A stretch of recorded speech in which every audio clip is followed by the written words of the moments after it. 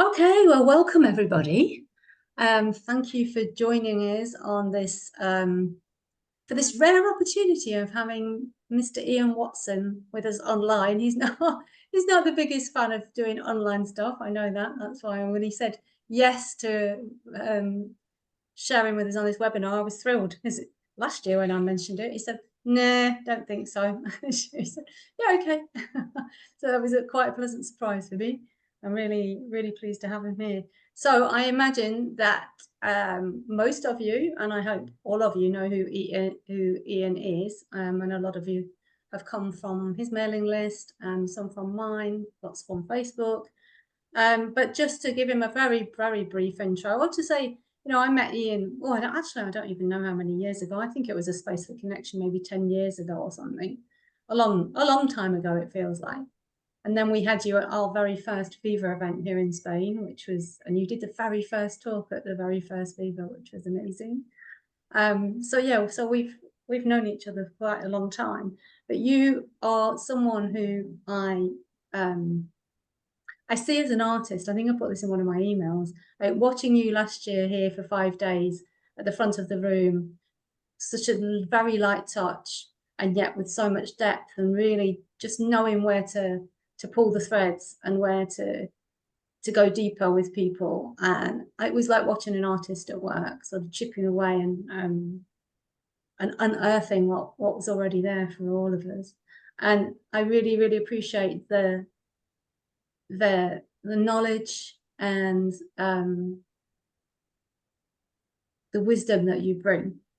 And I know you're very, very well read, and you've had lots and lots of you've got your foot in many, many camps, I suppose. I don't know if that's the way to say it. Your finger in many, many pies. And I think it makes us such a rich, deep exploration. And I know that for us, this is a preview of what's going to be happening. We just realized it's a month today that we'll be beginning in Spain, our 5-day retreat called Walking the Path of Ease. And so we wanted to give you a taster of that.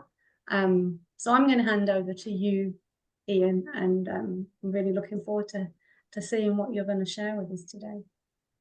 Thank you, Sheila. And yeah, thank you for giving me the nudge. So I'm going to let you continue to let people in now. I've just been doing that, but I'll hand that over to you. And yeah, this is, for me, the retreat itself that we did last year.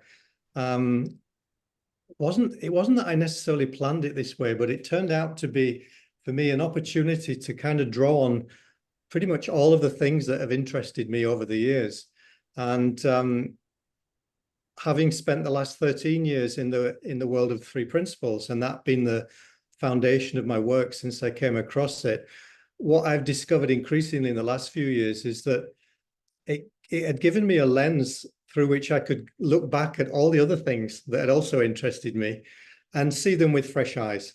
And I know that it's done that for a lot of other people as well. And it's one of the gifts that the principles understanding brings, is it gives you a perspective on anything else that has been inspirational to you, or that you've found truth inside of. And to me, it opens it up and it kind of brings it to life.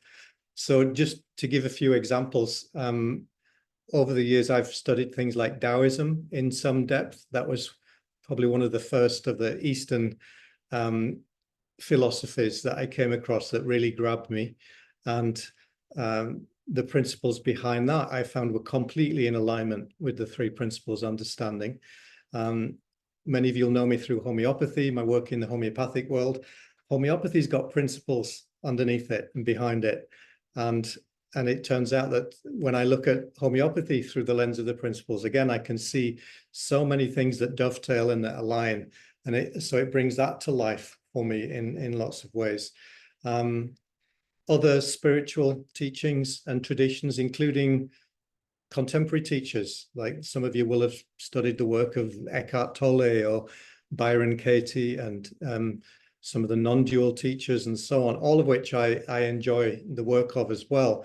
And again, what I found with the principles understanding is that it brings a practicality to any of these teachings and traditions. It somehow it brings it to life in such a way that for me at least, what I find is that your everyday life becomes the raw material for deepening your understanding. And that was really the kind of jumping off point for the retreat that we had last year. I just decided to use whatever's in the room, whatever shows up, whoever shows up, whatever they bring, that's going to be the raw material. And we'll dance with it and see what happens. And then just draw on whatever feels like the right thing to draw on. And it was just a lot of fun. And for me, it was really confirming and validating that notion that really there is just one truth, that it takes many different forms and different teachers express it in different ways, but it's all pointing back to the same place. And my first encounter with that really was, I think, as a teenager, when I came across the flower essences and the work of Dr. Edward Barch, who developed some of you will know the rescue remedy and the Bach flower remedies. For whatever reason, I got fascinated by those when I was about 15 years old, and I bought myself a set and I started reading his quaint little booklets. And what he was basically laying out was a notion that dis-ease, in its, let's say in its broader sense, not just physical health problems, but dis-ease, in other words, being out of ease with oneself and therefore with life, he saw as being the result of what he called a kind of misalignment between personality and soul. And that when those two were in harmony with each other, then the result was ease and being in harmony with life. And something in that very kind of simple explanation, something in that rang true for me, even though I didn't really fully understand even what the terms meant. What does it mean by soul exactly? And how's that different from personality and so on? That's an ongoing exploration, I think, for all of us. But I kind of intuitively knew what he was pointing towards, that there's a human dimension to each of us and there's a spiritual dimension. And in fact, they're not two, they are one and the same. They're two aspects of the same one universal life force energy. And yet, if we become too one-sided, then we can lose sight of that which we truly are. We can lose sight of the spiritual essence, and we get too lost in the, let's say, in the world of form, in the material world. And that's the realm where we struggle and where we experience the opposite of the path of ease. So that's what set me on that path initially, was just having my eyes open to that possibility. Was like, oh, okay, so I'm not just this body, mind, personality, that there's this other dimension to who I am, to who we all are. And that has to be not only taken into account, but that has to be expressed and lived through. That's what has to live through this body, mind, this physical form in a harmonious way. And only then do we get to experience what we all intuitively know is possible. And I should just say at the outset, what to me, the path of ease, what it's not, it's probably easier to describe what it isn't than what it is, like many of these things. What it's not is a life without any kind of challenge or difficulty or misfortune or loss or struggle. That's not, to me, what the path of ease is all about. That, to me, would be probably a life of stagnation and without much growth, because we grow and evolve through our response to life's challenges. And in that sense, we need that. We need some grit in the oyster shell. Otherwise, there's no pearl being cultivated. That's true. We know that that's true biologically. There'd be no evolution were it not for environmental changes requiring adaptation and evolution and growth. But I would say that that's also true. It's equally true psychologically and spiritually, maybe especially true psychologically and spiritually. So that it's through being challenged by life, through finding ourselves in deep water of one kind or another, or lost in the dark forest, to use mythological metaphors, then we are required to draw forth on that deeper aspect of our being That's what requires us to go beyond the personality aspect and to let go of what we think we know, what we've been clinging on to, which is too small a version to see us through to that next stage.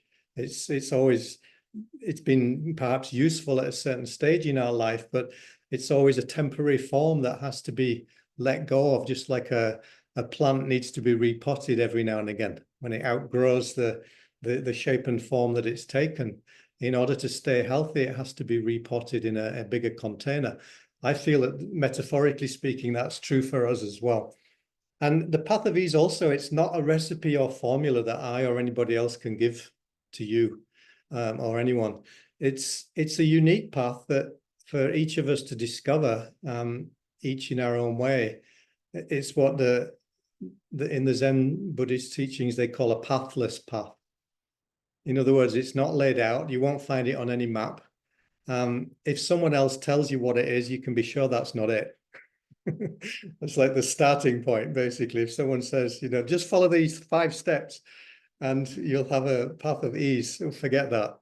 That's somebody else's path. And one of the characteristic features of, I would say, a true path of ease is that it has to be discovered or uncovered individually. For each of us, you have to honor and respect your own individuality and your own uniqueness. And in that sense, you can share your own experience of it, but you can't really share the details in a way that's going to be useful to anybody else. So that's one of the things that we're up against.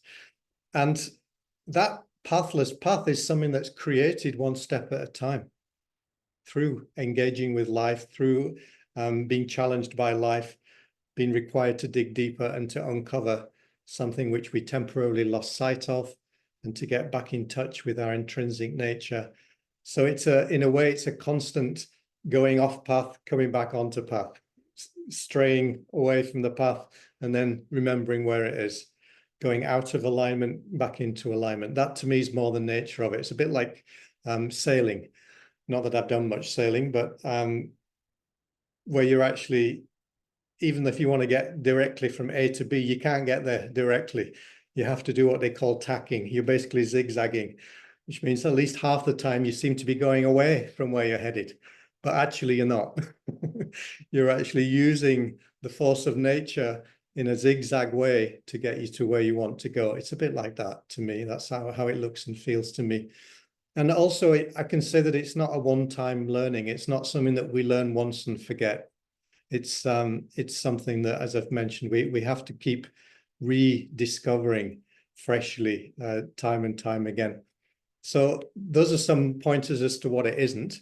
You can say, well, what is it about then? Well, to me, I think one thing I can say reasonably confidently is that we've all had at least glimmers of having the experience of being, let's say, in the flow of life. What athletes call being in the zone. You'll have seen some of those in the Olympics recently, if you've been watching any of that, where there's certain moments where you just know, this is my day, this is my moment. And it feels like things are happening with minimal effort on your part. That sense of literally having the wind in your sails. And it seems like you don't need to do a great deal, and yet a lot seems to be happening as a result. To me, that's a very homeopathic mode that we can, every now and again, we can stumble into, where with a very light touch, the results, the outcomes seem out of proportion to what we did. And we seem to be doing just the right amount of what needs to be done and nothing more. We're not undoing our own good work by overdoing it, by doing too much, which is often the danger. And there's also that sense of having things just falling into place magically. We've all experienced that from time to time. Synchronicities seem to show up in our life, which is like a meaningful coincidence. Certain things just happen synchronistically, and we recognize that that's for us. It's not a synchronicity for just anybody. It's only uniquely for you in that moment that it has any deep significance. And we have that feeling of serendipitous events falling into place, chance meetings with a person who turns out to be just the right person in this moment that opens the door for you, which is the next step. So I think we've all had at least moments where we've experienced that, and sometimes we get to enjoy longer periods, which all of which are hinting at the possibility that everything is working out. Everything's working out beautifully, even when we think when it looks like it isn't, maybe especially when it looks like it isn't. You know, we sometimes we just get caught in the surface appearance. All we can see is the disorder and the chaos and the things that don't seem to be working the way we want. And then it's almost like we shift into a different mode and suddenly things start falling into place. And even the things then that looked wrong and looked out of place, we can see that they weren't really. We can see how they also had their place in the bigger picture. Sometimes we only see that with what we call the wisdom of hindsight. We look back and we can see, that's why I had to lose that job or get sick at that time or have that thing fall apart that I invested so much time and energy into. Looked like a disaster at the time, but now I can see that it was just a necessary clearing of the space. It was a clearing away so that what was ready to be born freshly was able to come in. We've also all, I think, had experiences of getting completely lost at times. I know I have multiple times, losing all hope and sense of possibility, feeling completely stuck or desperate or alone, or, you know, whatever your version of that is. We've all had experiences of that too. You know, literally getting lost in the dark forest, feeling ourselves to be at sea, and feeling like this is it, you know, this is forever, this is never going to change. It really feels like that at times, doesn't it? And then again, something at a certain moment, something prompts us to just let something go. There's maybe a surrender, which may come voluntarily or maybe not. Sometimes we just get too tired, we can't hold on anymore. And so there's a kind of giving up. There's an internal relinquishing of the need to be in charge, the need to be in control. And in that surrender, a little chink of light appears. Something opens up. And then suddenly we find ourselves being moved forward in some way. We feel ourselves to be guided, or at least just held and supported by life. We suddenly realize, life isn't really against us. It just felt like it was. And what, to me, you know, what's really fascinating about that is that oftentimes the circumstances of our life haven't necessarily changed in that moment. It's something internal that shifted, at least first of all. It's an internal shift where we find ourselves in a different relationship to the circumstances of our life. And in a sense, we're in a different relationship to ourselves. And that, to me, is probably the essence of what this is all about. It's not about forcing things to be different than the way that they are. Nor is it about making ourselves be in some intrinsic way different to the way that we are. It's about getting in right relationship to both ourselves and the circumstances of our life. And by right relationship, I don't mean that in any kind of moralistic right or wrong sense.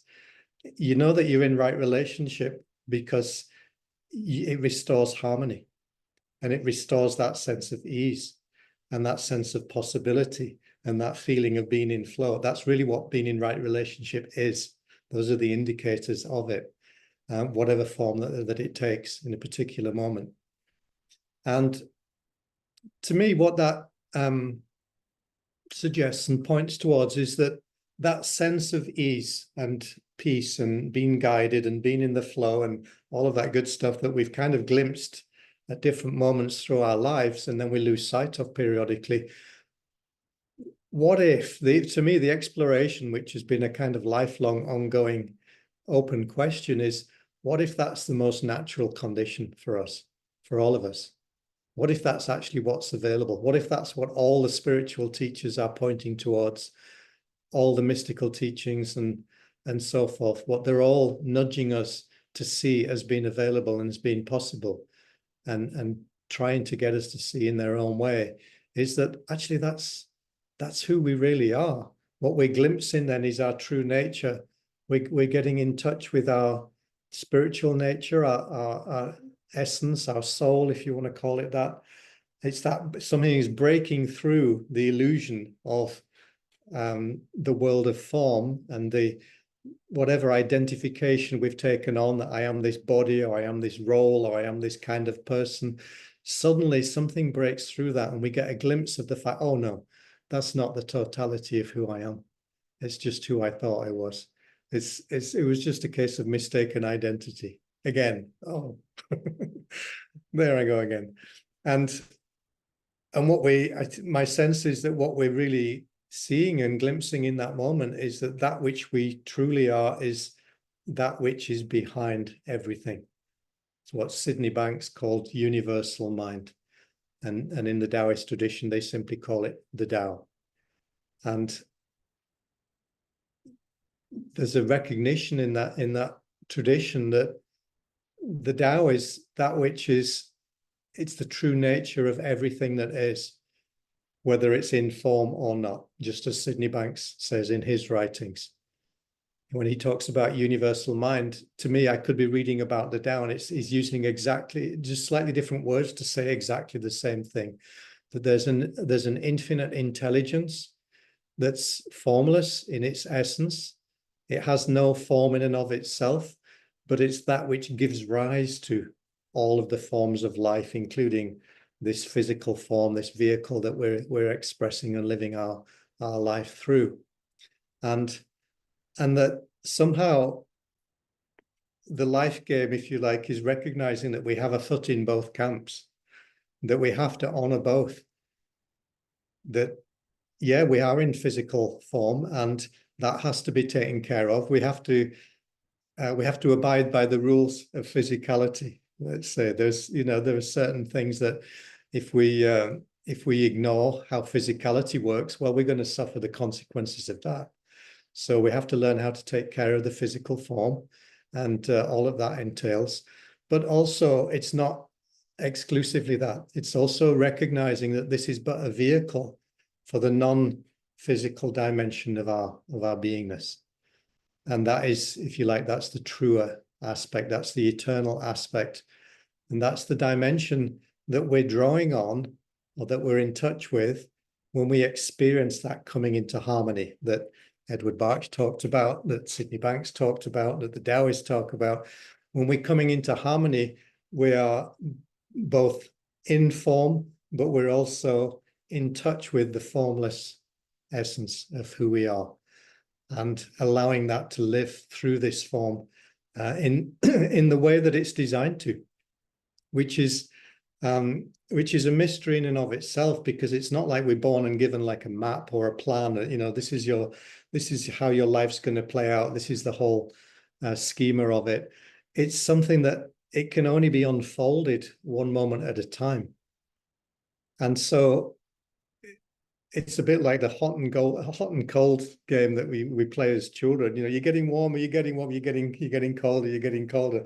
That is the constant life challenge for all of us, is losing sight of it, losing touch with it, noticing that that's happening. How do we notice? Well, we experience dis-ease, we experience disharmony, we experience the opposite of being in the flow of life. The shutters seem to come down, the doors start closing in our face, the serendipities and the synchronicities dry up.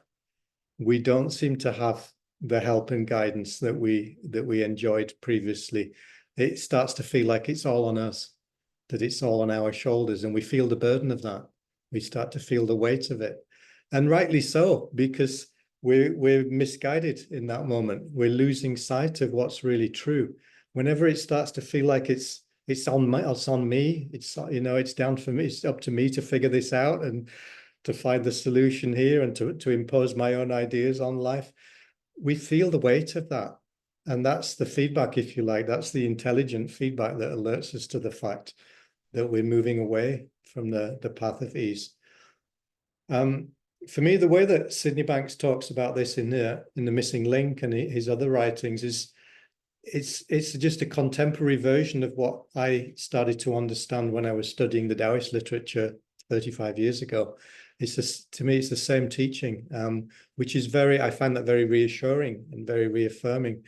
He just uses different terms. He talks about universal mind, rather than using the term Tao. And he juxtaposes that with what he calls personal mind. And he says that the universal mind, or the impersonal, is that which is constant and unchangeable and infinite, whereas the personal mind is limited and is in a perpetual state of change. He says in The Missing Link, he wrote, all humans have the inner ability to synchronize their personal mind with their impersonal mind to bring harmony into their lives. And that to me is, in very succinct few words, that's really what it's all about. Now you could say, well, if that's the design, if we were designed to be kind of synchronized, to have our spiritual essence, our soul, making use of this physical form, this personality, this vehicle, so that the two can live harmoniously. Why aren't we doing that all the time? Like, what could possibly go wrong? What gets in the way of that? And how is it that we fall out of harmony with that natural path of ease that all the spiritual teachings say that this is our birthright? This is what's available to all of us. How come we're going against that natural flow so many times? Well, it turns out that we humans are very creative. And we've been given free will. And free will wouldn't be free. We wouldn't be total free will if it didn't include the ability to mess things up, at least in our own experience, to get lost, to go against ourselves and against the flow of life, to do what Sydney Banks beautifully called it, to use the gift of thought, to innocently use the gift of thought against oneself. So our free will allows us to do that. And that seems to be part of the life journey too, part of the learning curve that we're all on, which is why it's that kind of zigzag motion of now you see it, now you don't, now you get lost, now you're found again. Oftentimes we're simply using the gift of thought against ourselves innocently, not deliberately, and then paying the price, suffering the consequence. But with a bit of understanding, we realize, oh, we're getting the feedback. That's all that's happening. This is not punishment. This is not punishment from God. This is part of the intelligence of the design, that we get the feedback when we're doing that to ourselves innocently. But there's many different ways we can do that. Obviously, we can get lost. We can, for example, we can try and make something happen that we think is what should be happening, despite all the evidence from life that says that isn't what's supposed to be happening right now. We get our own ideas, which we try to impose on life. We start using willpower and force and effort, and we get attached to certain outcomes, we start to believe that our well-being actually depends on that outcome being the one that happens. I need this thing to be a certain way in order that I can be okay. So this is one of the things that the Buddhist teachings point towards, the attachment to outcome, the attachment to our desires. It's not desire in and of itself that's the cause of suffering. It's the attachment to it and the belief that we need things to play out a certain way in order that we can feel okay on the inside. So that's one of the traps that our personal mind can fall into. Another one is simply resisting the flow of life. So there's always, at any moment in our life, there's what wants to happen. There's what's naturally arising, both within us and also within our life situation, within our life circumstance. So the outer is a reflection of the inner in that respect. So there's always what's coming into being, what's trying and what's ready to be expressed and to be brought forth from within us and to come into our life in the same moment. And sometimes we recognize that and we're able to align with it and to go with that energy. And sometimes we're not. Our own mind has other ideas, so we resist the nudges that life is edging us in the direction of. We say, no, I'm not ready for that. You got the wrong person here. Even though that it keeps occurring to me, like that might be a good idea, we get the nudges of what Sydney Banks called our own wisdom, our inner wisdom, We get these intuitions, we get these hunches, we get nudges from life, and we keep saying no, no. And we have our reasons, you know, we make up reasons why we're not capable, we're not good enough, we're not ready, you got the wrong person, etc., etc. Or we just have our preferences, you know, we say we don't really want life to be that way, we'd rather it be this way. And yet that isn't the way that the life force energy seems to want to go. One of the spiritual teachers whose writings I studied a long time ago, Krishnamurti, he said one time, he said, you want to know my secret? He said, I don't mind what happens. I really like that. I don't mind what happens. If you don't mind what happens, you don't offer any resistance to life. You're allowing whatever shows up to be the raw material for the next stage in your life in that moment, whether it's what you think you ordered or not. So it's a variation on what Byron Katie, some of you will know her work, which I like very much. She calls it the work. Byron Katie calls it arguing with reality. She says, when you argue with reality, you suffer, but only 100% of the time. And arguing with reality is basically just we're judging and resisting what is, whether that's something within ourself or it's something within our life or it's something about another person that we feel that we can't accept. We can't accept this the way it is. And our judgment and our resistance is what pits us against life. And again, it takes us out of the flow and it creates suffering. The suffering is the wake-up call. It's the reminder that we're losing sight of the true nature of things. Eckhart Tolle has a beautiful quote that I like very much, where he says, whatever the present moment contains, accept it as if you had chosen it. Accept it as if you had chosen it. He says, make it your friend, not your enemy. This will miraculously transform your whole life. He's right. He's not kidding. That, in a sense, is the one, at least one way of putting it. That, to me, is the great secret. If we could accept life as if we had chosen it, we can always put ourselves back in accord with, at least with the way that life is in any given moment. That's the antidote to that neutralizes our judgment and our resistance. Another form that our struggle can take is holding on to something that's actually ready to be let go of. You know, we get attached to the temporary forms of life, and we want them to be permanent. Again, it's a human thing, it's a human tendency, but it creates a lot of suffering for us. We can get attached to an earlier version of ourselves, for example, or a younger version of ourselves. Can I just stay at that age that I was 10 years ago, please? You see a lot of different people fall into that trap in different ways, or we get attached to a certain way that our body looked and felt, you know, at a certain point in life, or a certain role. We become identified with a certain role that we really enjoyed, or that we thought, maybe this is it, this is my life. And then we discovered that, oh, no, that was just like a set of clothes that you were to wear for a certain period in your life, but you've outgrown them now. There's more to come, which is not that. So that can also be a source of misalignment for us, when we hold on to a temporary form, and actually we're losing sight of the fact that all forms, everything that comes into the world of form, is subject to the laws of both birth and death.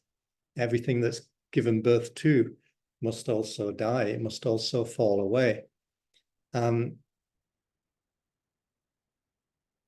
We can also fall into the trap of simply trying to be something that we're not. You know, comparing with other people, looking at what other people are doing that seems to be working for them. Why isn't that working for me? Maybe I'll just adopt their 7 steps and hope for the best. And not recognizing that each of us has a unique combination of potentialities, preferences, susceptibilities, and so forth. And that we have to uncover what they are and align ourselves with those, bring those into fruition in our own unique way. And we can't just mimic what someone else is doing and expect that to work. That would be the antithesis of following your own path of ease. And again, we might have to try that a few dozen times to discover that doesn't really work for us. That's often how we discover that, is we try it on and we're like, oh, maybe this time I'll just give it one more go, and then we discover, no, that's not it. Well, what the Taoist teachings point towards, and also when Sid Banks is talking about the impersonal, what he's pointing towards is that there is an underlying order to things, that there is an intelligence, there is a guiding intelligence behind life, which is inherently benevolent. It truly has our best interests at heart, and that when we are able to get out of the way, not impose our will and our agenda on that, to not get attached to our ideas of what should be happening, to surrender to that deeper intelligence, life does take care of us, and often in ways that are way better than anything that we could have manufactured or brought into being ourselves. I think it's Einstein said once, he said that the most important decision is whether we believe that we live in a friendly universe or a hostile universe. He says that's basically what it comes down to. Your life experience will come down to whether you see the universe as being friendly or whether you see it as being hostile. It's a pretty powerful thing. It's a very deep truth, I think, that he was pointing to. And what I've started to see is that the more I kind of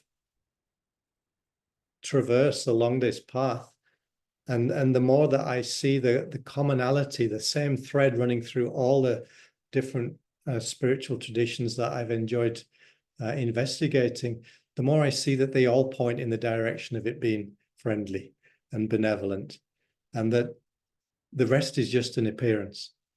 It's just a surface appearance. And that because and the Taoists are very helpful in this regard, they help us to understand how in the world of form, everything is experienced dualistically, through contrast, through what we call good and bad, right and wrong, night and day, male and female, that we need that contrast in order to have a full human experience. And it couldn't be any other way. But that's just the world of form. And the world of form in some sense is the illusory world, and that behind it is the deeper truth. The deeper truth is that everything is a part of a greater whole, which is always okay. It's always whole and complete and perfect. And that everything is a part of that perfection. Even the things that we think shouldn't be there. The things that we left to our own devices, can we just get rid of that bit and then it'll be okay? And another great teacher that I've learned a lot from was Carl Jung, and his whole notion of the psychological shadow. The shadow is the place that everything that we reject and we resist within ourselves and within life generally, he says it doesn't go away, it just goes into the shadow, which basically means it continues to plague you in some form or another. It continues to trouble you because it's an aspect of you. Everything that we favor as being good also has a flip side to it, which we would judge as being bad. And truly the harmony and peace of mind comes when we can embrace that seeming paradox, when we can recognize that, both are needed, both are necessary, and that there's a middle path, there's a middle way where we can sit in the middle. We don't get over-identified with one or the other. We don't get too one-sided in favor of either the spiritual dimension or the human dimension either.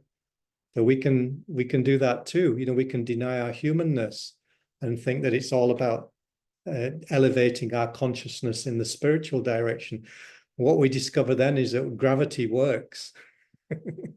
Gravity has a nasty habit of pulling us back into the earthly realm if we get too carried away spiritually. But if we get too lost in the earthly realm, and we think that that's all there is, it's all just materialistic and reductionist and so forth, we get too lost in that world. Well, life has a way of crashing in and showing us a deeper truth, a deeper reality. Maybe we need to lose everything that we've invested so much of our life energy in attaining, to have all that stripped away so that we can discover what's truly of value. Sometimes that's the only way that some of us discover the path of ease, is that we have to let go of what we've invested as being the most important thing in our life. So all of our value system has to get turned around. Some people need to have a brush with death. We need to get really sick or something like that in order to realize what's truly of value. So it can take so many forms, but again, what each of us in our own way, what we've been shown is that life truly is benevolent and beneficent, and that there is always that possibility that we can come back into harmony within ourselves. And by getting back into right relationship with ourselves, we do have a different experience of life. Even if we're in the same life circumstances as we were before, we can have a totally different experience of it without anything in our life needing to have changed, which still blows my mind that that's possible. Not only possible, but that is what true transformation is all about. It's you come to see that it's not about just rearranging the different forms within your life. It's not really about that at all. It's about coming into a different relationship to that within yourself. And then you see what makes sense in the outer world. Oh, I can let that go now. I can see that that's not so important as I thought it was. Oh, but this I still really value. I'm going to nourish this and treasure this. Why not? I still have my preferences as long as I'm in the human experience. So we get to play with it in a way which is much lighter and less needy. We're not so needy from life. We're not so demanding in terms of needing life to be a certain way.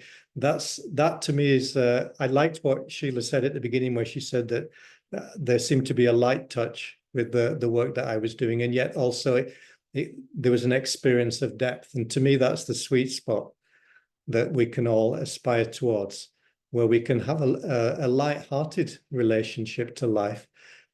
So we're not bogged down, we're not taking it too heavily or taking ourselves too seriously. And yet at the same time, we can recognize our own depths and recognize that there's always a deeper dimension to life, which we can tap into, we can touch into, and which we can fall back on.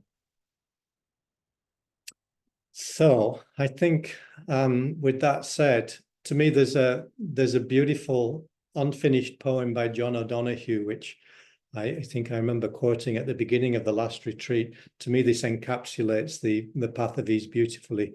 He wrote, "I would love to live like a river flows, carried by the surprise of its own unfolding." I'd love to live like a river flows, carried by the surprise of its own unfolding. That to me encapsulates it better than all of the words that I've used.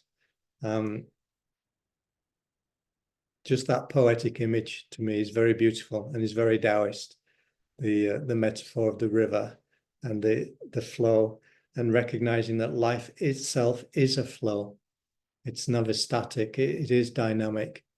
And the path of ease, therefore, can only be of that nature. It can only be something which is dynamically experienced one moment to the next. It's not anything we can grasp onto and say, okay, I got it now. I just need to hold on to this for the rest of my life. Yeah, good luck with that. So I want to leave it there. Sheila, we got a little bit of time left, and see if that prompts any questions or reflections for anyone. It would be nice to hear from one or two people. Yeah. So if you put up your digital hand, if you know where to do that, that's down at the bottom somewhere, reactions, I think. You want to ask something, share something. In the meantime, I'm going to take advantage and just post the link in your chat. That is the link to the page for where you have all the details for the retreat. And Ian and I also came to the decision that we're going to offer a €200 savings on the full price that is at the moment until the 20th of August. So the price that you see on the page, there is available. And actually, I haven't even thought that through properly. I have got a link So if you are interested, then email me or message me in the ways you know how, and I'll send you a link for that price. So does anybody have anything they'd like to comment or ask Ian? Now's your chance. You covered everything, obviously, and absolutely nothing. I mean, there's nothing, no stone unturned. I'd like to share. I just can't find the button. No, go for it, Monica. Oh, wow. I so appreciate this because, I mean, I did listen to Sid on Salt Spring many years ago, but I also started following Byron Katie and, just sort of encompassed, Lao Tzu, the many, and Sid did say, if it's truth, it's truth. And so I really appreciate, because I used to feel like kind of funny that I was following such a wide range of persons. And I've had chronic pain, and I follow something called Feldenkrais, and I got a little click because I think as Hannah asked me, well, what did you get from listening to Sid? Because I spoke to Hannah for chronic pain, and I said, well, I relaxed. And that's all I said. I thought, was that simple? So listening to this talk about Feldenkrais this morning was about the nervous system. And then all of a sudden I caught on to, I can listen to people and not get into the seriousness of the conversation. I can go to pleasant feelings. And I observed that with my body, I always hang out on where the pain is, the dysfunction. So it's just a pattern. At least, and I may go for a little help from a Feldenkrais teacher, but it's, I'm a little bit more onto remembering to not go to the pain or the problem solving, the pleasure. And I mean, when Sid spoke, I try to listen to him more frequently recently. Like he always took us to that place within where we're okay. Anyways, it was nice listening. Thanks, Ian. Such a broad scope of experiences. Yeah, that's lovely. Thank you, Monica. And like you, I take Sid Banks at his word when he says the truth is everywhere. You can go back to any tradition, any teaching, and you'll find it once you've got the eyes to see it. And I find that to be true, and I'm glad that you do as well. Yeah. Well, thanks. Yeah. I appreciate consolidation or whatever the word is. Okay, I'll get off here. Thank you. Stella has a hand raised. Hi, Stella. Yes. Hello, and thank you for having me. Thank you. It's so nice to see you all. I don't have any questions. I just wanted to share that being around the three principles and knowing Ian for just over 3 years now have been the best thing in my life so far. And I had 2 big realizations or insights, and one of them was that if you have to force it, it's not it. And I am a person who's always been like a go, go, go, and I must do this, and I have to do this in order to have that and all that. And I just realized that the more I push, the harder it gets, and I don't get anywhere. And it's not like now I just sit and expect the universe to hand it over. No, I just have the least resistance to everything that's happening. And this is, I know it sounds cliche, but this is really life-changing. It's just so much easier and simpler, and it works 100% of the time. Thank you. Yes, you're totally totally onto it, Stella. And yeah, the more we push, the more life pushes back.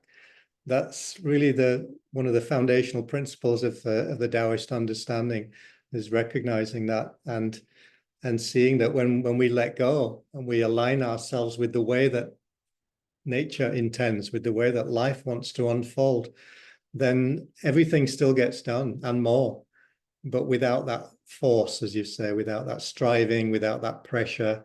And it's beautiful, isn't it? It's lovely. Thank you. Thanks, Stella. There are a couple of comments in the chat. Lucy has asked, do you have any plans to run your recent online course again, please? Oh, no, I don't really have any plans at all. Oh, I love it. But Interesting. let's see if that happens. Maybe it will. Christina says, I enjoyed it so much, feeling the lightness through the screen. Humor and lightness goes together elegantly and joyfully. Thank you. Yeah, 100%. Nice. And Thank Alan you. says, thank you, Ian. When I met Sid, I felt more safe than I've ever felt in my life. That safety and the 3P lens has enabled me to understand the triggers and insecurities in my life at a healing level rather than scary and real. That's really nice. Yeah.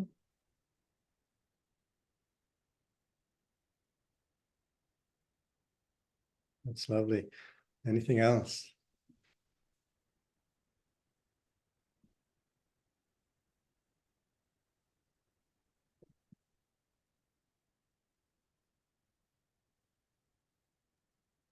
Gemma. I just wanted to say thank you ever so much to Ian, and because we used to meet up in a little coffee shop in Ringmer last year whilst my son was at kindergarten, and we had lots of conversations then because I was a bit of a fangirl at that point. So actually it was really nice to he's moved to a different school now, so but we're very much sort of being more in tune with things, and actually becoming a mum has forced me into that sort of pathway. So it was really, I've ashamedly never been on one of Ian's courses, although the the timings didn't ever quite align with me being with my son being at his kindy class. But yeah, it's been really nice to hear you speak, Ian, about the things that you're so passionate about. And yeah, it's nice to see the other side that's not homeopathy based. Oh, nice to see you too, Gemma. Thanks for popping in. It's always good to have a fangirl or two around, isn't it, Ian? Oh, I think she's over that now, I think.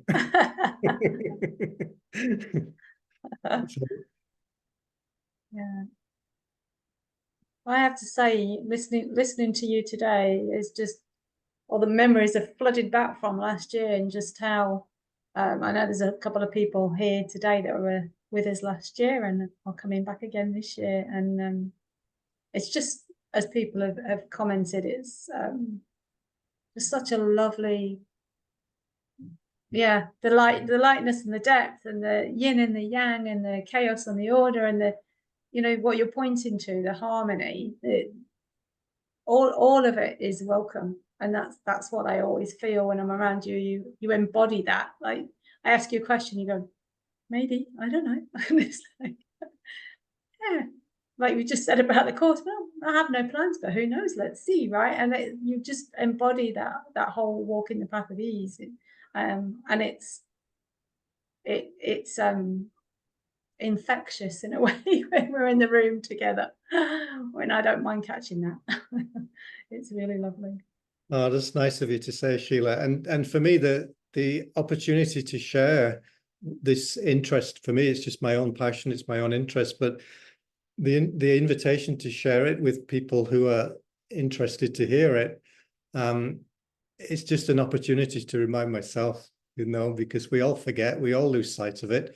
And I think we all need that, perhaps more than ever. We need that, what I would just call soul nourishment, spiritual nourishment. We need those reminders.